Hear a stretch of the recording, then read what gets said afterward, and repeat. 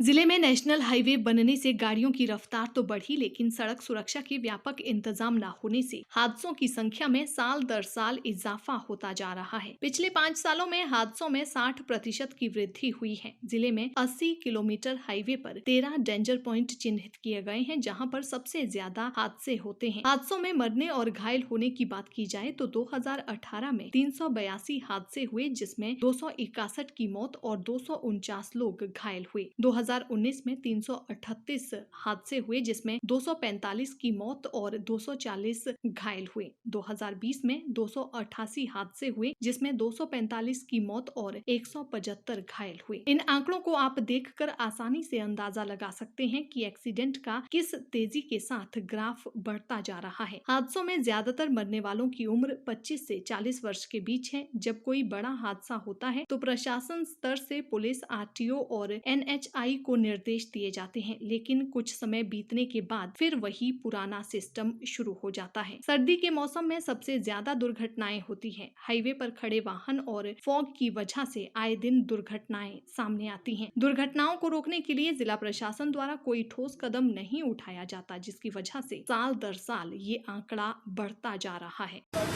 मेरे हिसाब से आज के दौर में जो लोग हेडफोन, ईयरफोन का प्रयोग कर रहे हैं, इससे लोगों को कुछ सुनाई नहीं देता है और अपनी स्पीड को बढ़ाते जा रहे हैं और गलत साइड में जो गलत साइड से चलने का प्रचलन हो गया है, लोग बाएं से भी निकल के ओवरटेक कर रहे हैं। ये सबसे बड़ी दुर्घटना का कारण बन रहा है। बिल्कुल, चूँकि ये पता नहीं रहता है, लोग अपने स्पीड से जाते हैं और डिवाइडरों पर जो पेड़ लगे हुए हैं उसकी आड़ में वो कटिंग पता नहीं चलता है कि यहाँ कौन आ रहा है, कौन जा रहा है और इन परिस्थितियों में आए दिन दुर्घटनाएं हो जाती हैं। तो गाड़ियाँ खड़ी रहती हैं और आप ओवरटेक कर रहे हैं, वो गाड़ियाँ दिखाई नहीं देती हैं और एकाएक वो सामने आ जाती हैं और बहुत बड़ा कारण अक्सर 10 दुर्घटनाओं में से मेरे हिसाब से 6 दुर्घटनाएं ऐसी ही होती हैं जो गलत पार्किंग की वजह से हो जाती हैं। कारण उसका रीज़न ये है कि हम लोग जैसे मान लीजिए जो लाइसेंस हमको मिला है, ट्रैफिक रूल ना फॉलो करते हुए लाइसेंस हमको मिल गया, हम गाड़ी, बाइक या कार, जीप कुछ चलाते चले गए, उसका सिस्टम, इंडिकेटर, डायरेक्शन हमको नहीं मालूम है और हम बैठ गए। हाईवे मतलब हाईवे पर हैवी गाड़ियाँ चल रही हैं, वो अपने डायरेक्शन में चल रही हैं, सिस्टम में चल रही हैं। हमको अगर उसका लोकेशन या इंडिकेटर नहीं मालूम है, कैसे हमको मेन ट्रैक से सेकंड, थर्ड, फर्स्ट पर जाना उतरना है। मेन कारण तो इसका होता है।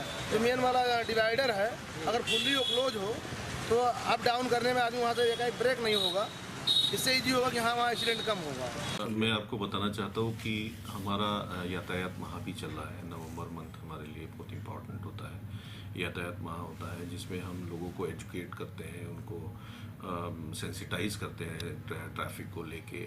हमारे यहाँ कुछ हाईवेज़ हैं, वहाँ पर भी हम कुछ अपनी पॉलिसीज़ या कुछ प्रोग्राम्स चलाते हैं। तो मैंने सभी को ये कहा था कि कुछ चिन्हित ब्लैक स्पॉट्स होते हैं जहाँ पे ज़्यादा एक्सीडेंट्स होते हैं। उन चिन्हित ब्लैक स्पॉट्स में जहाँ पे करेक्शनल मेजर्स लिए गए हैं कि उसको सही करने की कोशिश की गई, फिर भी वहाँ पे अगर एक्सीडेंट्स हो रहे हैं तो ये एक सीरियस बात है। तो उन एक्सीडेंट्स को रोकने के लिए हमने भरकस प्रयास करना चाहिए, पूरा प्रयास करना चाहिए। इसके लिए मैंने सभी एसपीज को ये निर्देश दिए कि आप भी अपने लेवल पे ये देखिए कि वहाँ एक्सीडेंट ना हो, इसलिए उनको एक एक एडिशनल एसपी या एससीओज के लेवल पर बांट दीजिए और वो उसमें और भी जो भी मेजर्स लेने की ज़रूरत है उस पर ले और उसमें एक्सीडेंट्स कम कराए। जान की हानि जो हो रही है वो नहीं होनी चाहिए। देखिए, बहुत सारे ऐसे ढाबे हैं जहाँ पर हाईवे के किनारे तो ऐसे ट्रक्स और वो ऐसी बड़े वाले वाहन खड़े नहीं होने चाहिए। अगर फॉग में